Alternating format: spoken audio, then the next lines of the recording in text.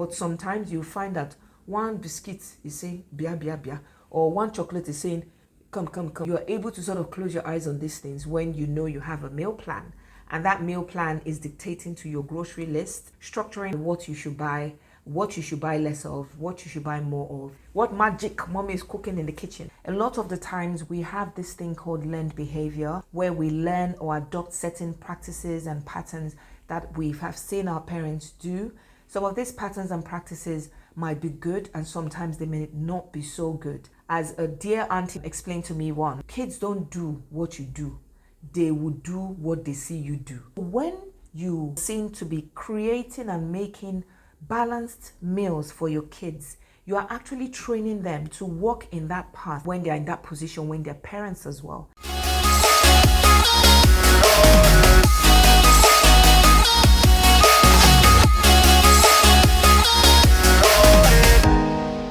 So if you're interested on how to have healthier meals, eat healthier, and have a healthier, more balanced lifestyle, then this video is for you. My name is Efe, and I bring you videos that have to do with travel, lifestyle, mom life, and everything else in between. Today we're talking about how to have a proper meal plan that would help to serve you and your family. Meal planning is so important, especially if you're deliberately taking those steps on how to eat healthier and how to have and incorporate essential vitamins and nutrients that we might be lacking in our current diet. Now, the first tip I'm going to be talking about today in making sure that you are eating the right things at the right time with the right people, you have to have a meal plan. Meal planning is something that is sort of like, a lot of people are talking more about it now. I remember when I was a kid, we had like food timetables. We would always have this circle where you would have a food timetable. My mom would stick to it and go by the book and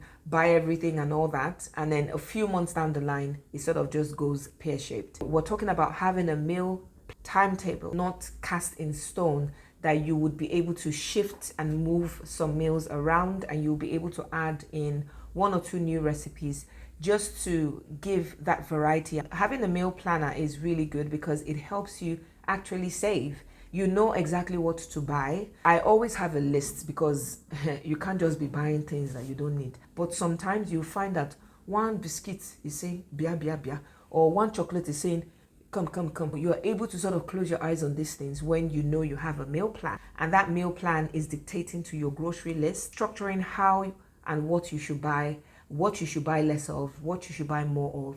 Now, the goal of this meal planning I'm talking about is incorporating fruits and veggies, because as they say, we must have our 5 a day. The second tip on planning your meals or having a meal planner is you get to eat a lot more variety. As they say, variety is the spice of life. There was this friend of mine who used to complain about them just eating rice. And a lot of homes, you find if you are not deliberate, you will just find that you're eating rice maybe 3 or 4 times a week. It's not bad, but you could actually have more variety in terms of meals, and it doesn't have to be expensive. So you find that you're just eating carbs. It's not actually deliberately being balanced out. You find that that meal is replicating itself in different meal times. So it helps to actually give you that variety where you're able to eat more of a variety of meals. Now, the third tip is trying out new recipes. Notice that when I try out 1 or 2 new recipes, it even gets my kids excited to eat. My first son was such a picky eater, and one of the things I realized later, as I call the guest sense, I was giving him more or less like the same types of food. I wasn't really switching it up. I wasn't really like throwing in 1 or 2 new textures, flavors, and tastes for him. So he just sort of developed that oral aversion to his food. He didn't want to eat his food. He wasn't eating properly. And I struggled. Even now, I've got 2 of them who don't eat quickly. Food is always on their plate. They don't want to eat. And it used to frustrate me as a mom. Sometimes we're quick to just label our kids picky eaters. But sometimes some kids actually suffer from a disorder where they are not actually able to eat. So it's not about them not liking the food. They're not really able to eat certain foods, and I think that's called oral aversion. Sometimes our kids are not even picky eaters. We're not giving them, again, that variety. Kids should be having, yogurt, they should have their fruits and veggies, they should have enough water. This helps with so many things, even constipation. You know, sometimes, like I would tell you for nothing, whenever I introduce a new recipe that they like, you don't even beg them to eat, they will eat.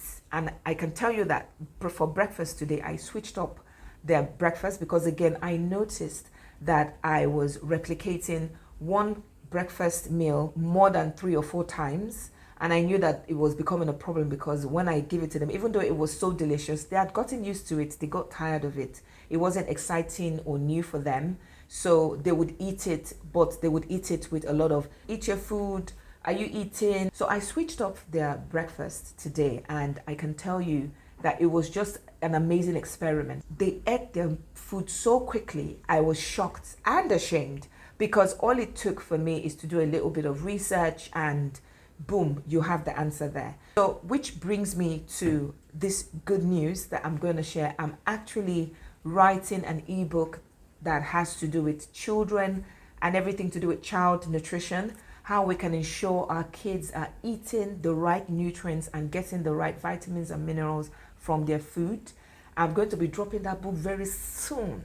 And I hope that you people are going to buy it because it took my kid from this to that. Now, I'm not saying that kids should be fat. No, we want our kids to have and maintain a healthy weight gain and a healthy weight, going through the BMI of their age, their height. Some kids are not eating well, or they're not eating or getting the nutrients from the meals that they're being presented with. And so my book is going to cover all of this, how to introduce fruits and veggies. Fruits and veggies, eating healthier is a game changer when it comes to not just children, but to adults. But for kids, it would keep them and build their immune system to be stronger. It will keep them out of clinics and hospitals. The immune system will be strong enough to fight off a lot of these childhood illnesses that comes every once in a while. It would give them the development and the growth to help them to cover all these childhood milestones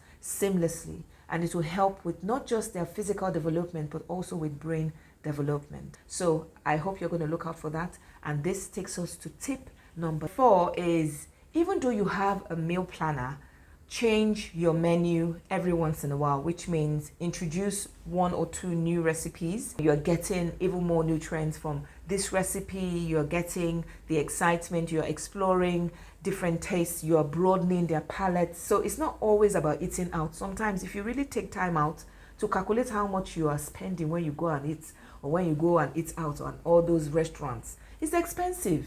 All you need to do is go and buy your ingredients. The money that you're going to use, they should just give you in the hand.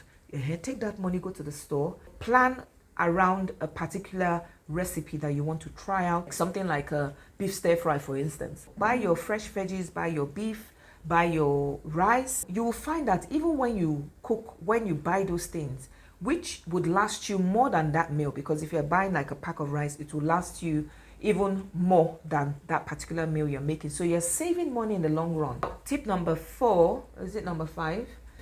Is you save money. You don't eat out as often. When you know what you are buying, it is easy for you to write your list based on that and go to the shop and buy whatever you need.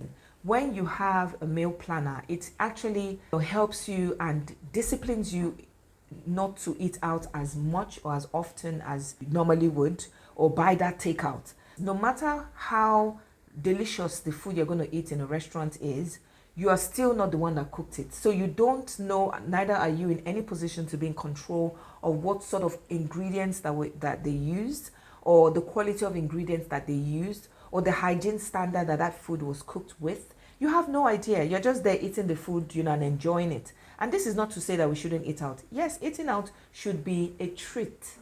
There's no treats that you eat every day. Cooking is a skill where you're able to cook for yourself. Like when I went into uni, I found out that I wasn't, for a long period of time, I wasn't cooking because at the time, my mom really didn't encourage me to come into the kitchen to cook with her, or to watch her cook, or to teach me how to cook. So in my first couple of years of uni, I wasn't eating properly. I wasn't eating balanced meals. I was always eating a lot of takeouts. I was always relying on the cafeteria to feed me. And that's not good, because cooking, as I said, is a skill. So whether it's a boy child or a girl child, all kids should be encouraged to start learning how to cook at an early age. So when you find that they're on their own, they are not dependent on fast food restaurants in general, or school cafeterias to feed them. They're able to be confident and know their way around the kitchen and the markets to ensure that they're cooking themselves balanced and healthy meals wherever they are. Junk food, for instance. Some people would say, oh, they would like to eat junk food every once in a while. I'm not on like a strict diet where I'll say, no, I'm not going to eat junk food. Yeah, once in a blue moon, yes, maybe. And you have to choose the restaurant that you do eat it from, a restaurant that you know is more trusted, because it's healthier and more nourishing for you to cook at home, outside of the fact that you are saving some good dollar bill, yo. Now, the sixth tip on eating healthier is the fact that you are able to incorporate these essential food groups into your diet. That actually has to be in your meal planner, so you know that you are eating the right things at the right times. We're talking about your carbohydrate, protein, your fats, your fruits and veggies, as well as your dairy. When you have a meal planner, it's easy for you to shift things around to make sure that you're eating these essential food groups. They are very, very important for children, as I said earlier. Kids need 5 servings of fruit and veggies per day.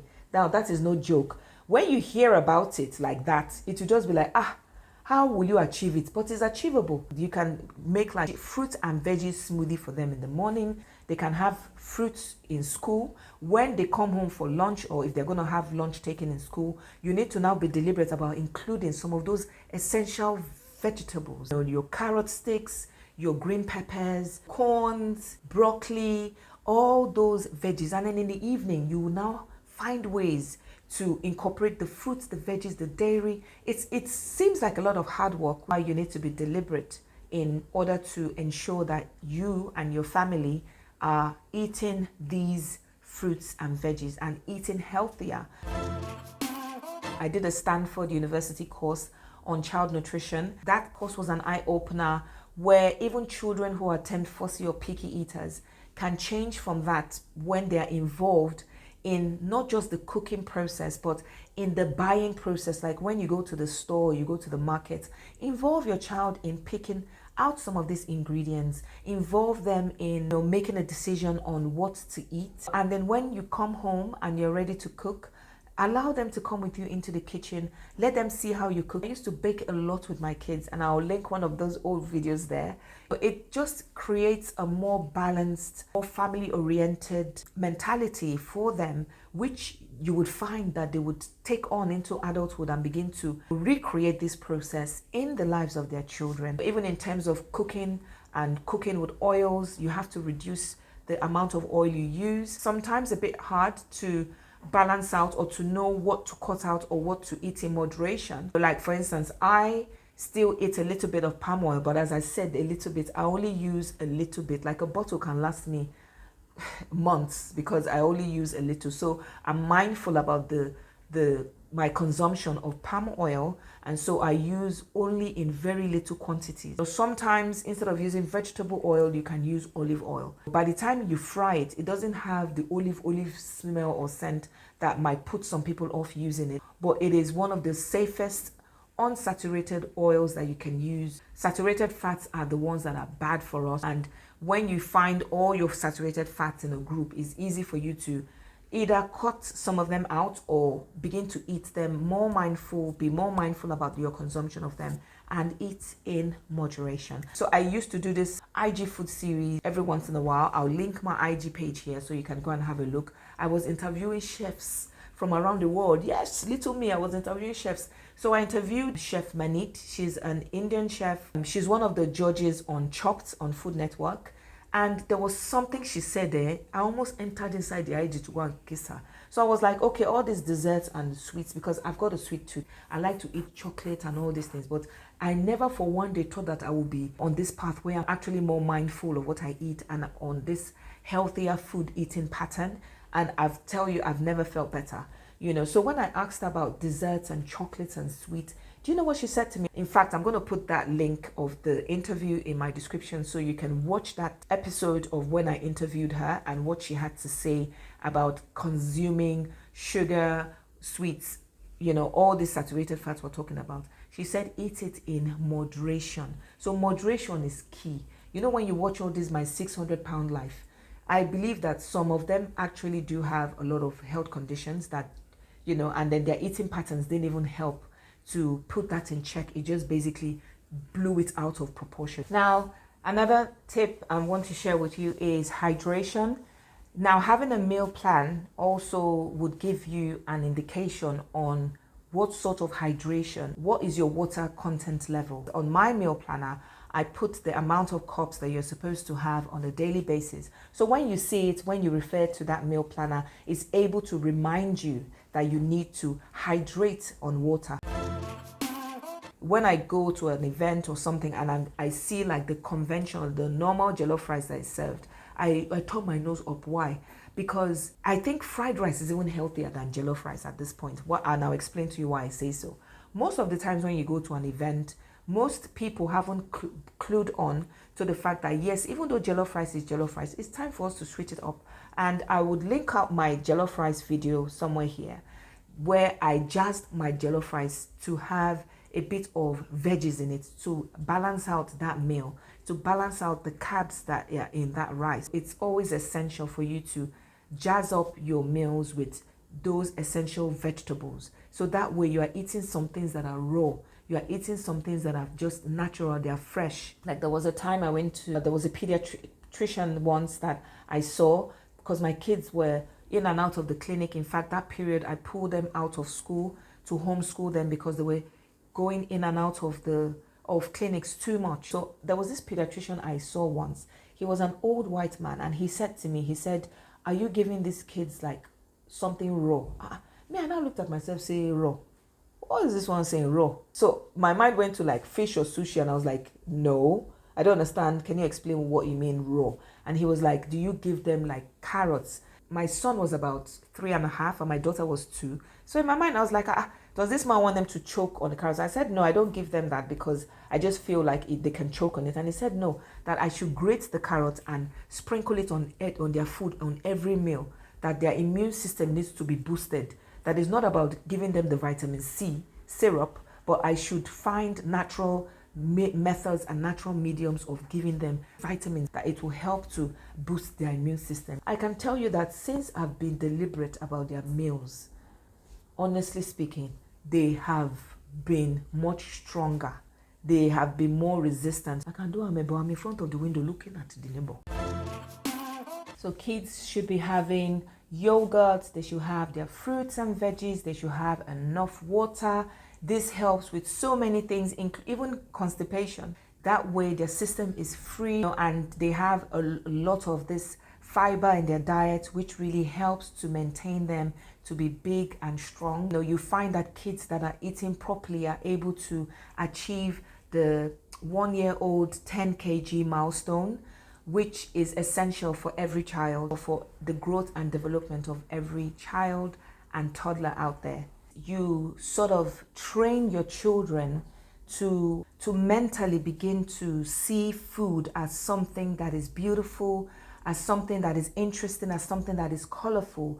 Because when you train their mind in their early and formative years, they take that into their adulthood. I don't really believe that only girls should be taught how to cook. No, boys should be taught how to cook as well, because the world is getting to that stage where everybody needs that skill. Cooking is a skill where you're able to cook for yourself and you're able to have this meal. So if there's anything I've left out, please feel free in the comment section to put it on there, because we all have to get into a deliberate journey on eating healthier. As that adage says, let food be thy medicine and medicine be thy food. So I hope this video has been very helpful to you, where you are going to take a more deliberate step into eating healthier and living healthier and creating a more balanced lifestyle for you and your family. So until I come your way again, it's me, FA, signing off and out. Do take care.